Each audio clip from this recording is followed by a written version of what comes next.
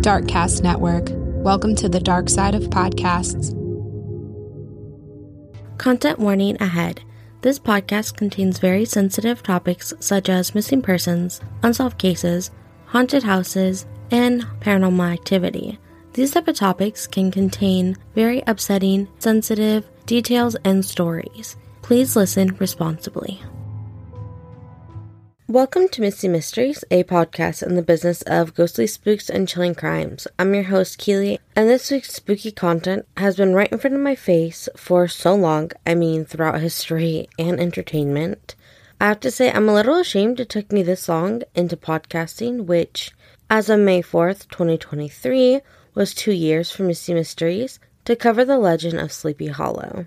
One of my favorite Johnny Depp movies is made after this, but what brought me to this topic this week was actually the musical Hamilton. I'm late to this one, but I have been obsessed with Hamilton, which led to me researching, where I discovered many of America's founding fathers' children, including Alexander Hamilton, have been buried in the cemetery of Sleepy Hollow, which then brought me to all of the spooky legends around the town. So let's jump right into the spookiness.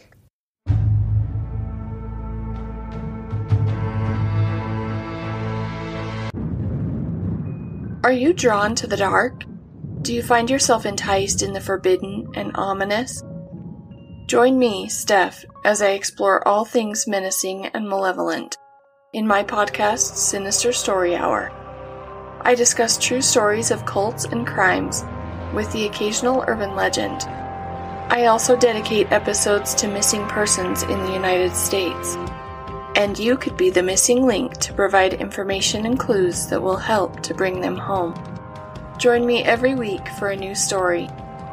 Come on in, sit down, and get ready, because it's story time.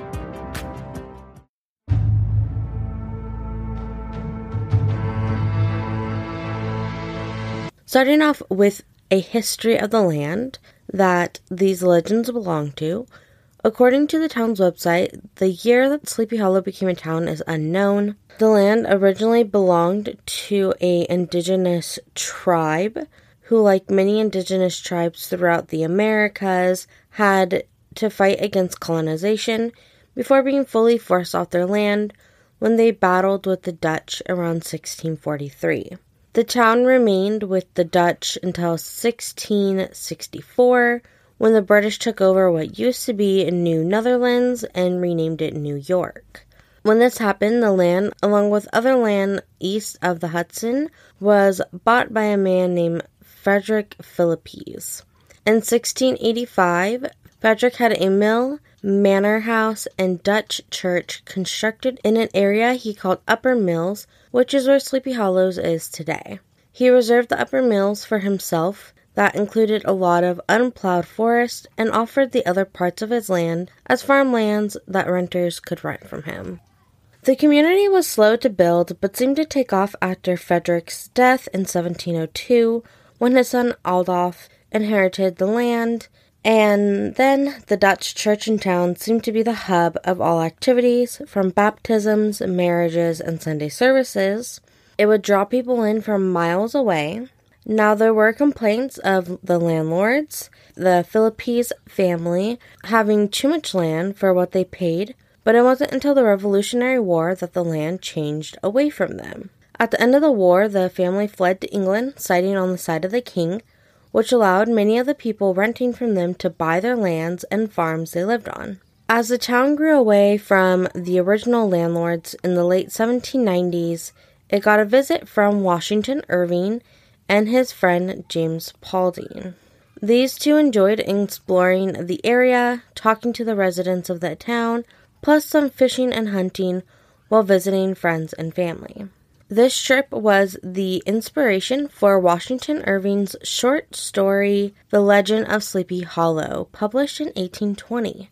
In my research, I listened to the audiobook of this 37-page short story for the first time, and I think it would make a pretty long episode if I read all 37 pages to you, since the audiobook was an hour and 30 minutes. But I will tell you my retelling of this legend. In the legend of Sleepy Hollow, we follow the life of a man named Ichabod Crane. He is the schoolmaster and parson of the church choir. Ichabod lives in the town of Sleepy Hollow, which Washington Irving describes as being a sleepy and dreamy atmosphere. He believes that the town of Sleepy Hollow was bewitched at some point in history to have this atmosphere, which causes the residents to become very imaginative and sensitive to the world around them. Irving explains that the residents of Sleepy Hollow fall into strange trances and experience strange sightings. They also hear music and voices throughout the land. The town of Sleepy Hollow is filled with tales of haunted spots, odd shooting stars, shimmering meteors, and the most malevolent tale told is that of a dominant spirit that seemed to be a commander-in-chief. Ichabod is no stranger to these tales of odd happenings and spirits. He spent much of his time not at the schoolhouse or church, but visiting the homes of Dutch housewives, eating the food they had to offer in exchange for his gossip, and eventually ending his visit by listening to their tales of the town's ghouls and goblins, before he was left to walk back home in the dark, wondering if the sound he heard was one of the creatures he was just told about by these Dutch housewives. The one spirit Ichabod and many residents of Sleepy Hollows worried most about was the dominant spirit known as the Headless Horseman of Sleepy Hollow. The Headless Horseman rides horseback through the land without his head. He's believed to be a soldier who lost his head in an unnamed Revolutionary battle from cannon fire. At midnight, the Headless Horseman rides in haste on his loyal steed from the church courtyard where he is buried to the battlefield where he lost his head and hopes to recover it. But the Headless Horseman and his loyal steed must return back to the churchyard before the day breaks. Residents of the town can hear the gallops of his steed throughout the long night. Some even feel the strong breeze that follows from his speed of the loyal horse. For some of the lucky or unlucky, depending on how you feel about the Headless Horseman, they see and even race the Headless Horseman. Ichabod himself is one of the, I would say, unlucky residents of Sleepy Hollow to see the Headless Horseman and his loyal steed.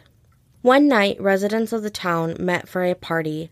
As the party unwound, Ichabod stayed at the party with a group of other residents who filled the darkening night with tales of women in white, a screaming ghost, and of course, the Headless Horseman. The first to tell his tale of the Headless Horseman was the older resident of the town, Mr. Brower. He was a disbeliever in the supernatural, but this was a tale he told in full belief. Old Brower was walking through the dark town of Sleepy Hollow when he came across the Headless Horseman leaving his haunted sanctuary on his way into town. Brower felt obliged to get onto the Headless Horseman's steed sitting behind him. As they rode through his sanctuary, an area not too far from the church, overgrown and shaded with large, overhanging trees, leaving it dark even during the daybreak, the horse quickly galloped over bushes, broken branches, and through swampy lands until they reached a wooden bridge that sat over a dark, deep brook. At that moment, the Headless Horseman turned into a skeleton and threw Brower into the water, springing away from him with a clap of thunder. Immediately following old Brower was Brom Bones, the local hero and man Ichabod challenged for one of the farmer's daughters. He made the story light, mocking the Headless Horseman, calling him an arrogant jockey. While Brom returned from a nearby village of Sing Sing in the middle of the night, he encountered the Headless Horseman, who agreed he would race for a bowl of punch. He claimed he was going to win, but right as they got to the bridge where old Brower was thrown, the Headless Horseman bolted off, vanishing in a flash of fire. Like most nights, Ichabod left the party that night, worried about any ghouls or goblins he may encounter on his journey home. As he began to approach the Headless Horseman's haunted sanctuary, he began to whistle. In a moment, he thought he heard someone answer his whistle, but continued on his way. And then he saw something white in the distance. As he approached the white object with hesitation, he saw it was only a piece of tree that had been struck by lightning where the wood laid bare. It was at this moment he heard a groan, In hopes to find some comfort, he pushed his body closer to his old horse, Gunpowder. Together they faced the journey ahead, full of makeshift log bridges, overgrown oaks and chestnuts, and thick wild grapevines. They pushed through until they reached an area that was known as a haunted stream, and Ichabod's fear started to take over. He kicked and whipped old Gunpowder in the ribs in an attempt to make him move quick across the bridge. Even with the abuse from Ichabod, Gunpowder made a sudden stop at the bridge, almost sending him off. Just as quick as Gunpowder stopped, Ichabod heard a sound coming from the dark area of the brook. When he looked over, he saw the shadow of someone, and Gunpowder's hair stood up. Ichabod began to ask who it was. Without any reply to Ichabod, the shadow began to move, and he could finally make out what the shadow was. The shadow was a horseman, mounted on a large black horse. The horseman never said a word to Ichabod, but rode alongside Ichabod and Gunpowder, keeping himself aloof to the side of the road. Gunpowder had calmed down and kept moving along the road. Ichabod, believing that this stranger on the side of the road was probably Brom Bones, attempted to quicken Gunpowder in hopes to leave the horseman behind. However, this horseman sped his horse up to keep at an equal pace of Ichabod. Ichabod attempted to whistle his psalms to break the silence, but terrified at this point, he couldn't get anything out. Ichabod finally got a full look at the horseman against the night sky. The horseman was tall and covered in a cloak. Then he noticed what terrified him most. The horseman had no head. Instead of his head sitting where it should on his body, it sat on the pommel of his saddle. Ichabod, in terror, attempted to rush Gunpowder to get away, but the headless horseman followed suit. At the crossroad to Sleepy Hollow, Gunpowder turned on the wrong road, a road covered in trees leading to the bridge where old Brower was thrown from the horse in his story. Ichabod lost his saddle as Gunpowder ran in fear from the horseman. He was left hanging onto Gunpowder to prevent from falling off. He thought to himself, if I could get to the bridge, I would be safe since this is where the headless horseman disappeared. But just as Ichabod thought he was safe, he could hear it. The black steed was panting close behind him, so close he felt the hot breath on him. He kicked Gunpowder again to spring him across the bridge. As they crossed, Ichabod looked behind him to see if the headless horseman had vanished with fire or thunder.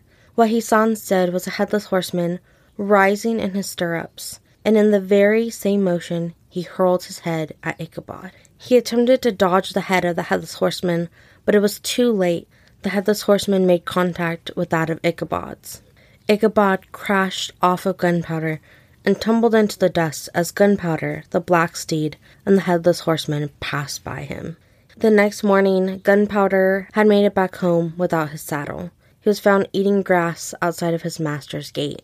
The schoolboys gathered at the schoolhouse, wondering where Ichabod was, and worry started to set in for Ichabod's fate. A group set out to find Ichabod, only finding Gunpowder's saddle trampled in the dirt and hoof tracks dented in the road leading to the brook, where the water runs dark. Near the water was Ichabod's hat and a shattered pumpkin right beside it. They searched for the body of Ichabod, but he was never found. He is now believed to haunt the schoolhouse that became abandoned in his disappearance, often being heard singing in the schoolhouse like he did in life.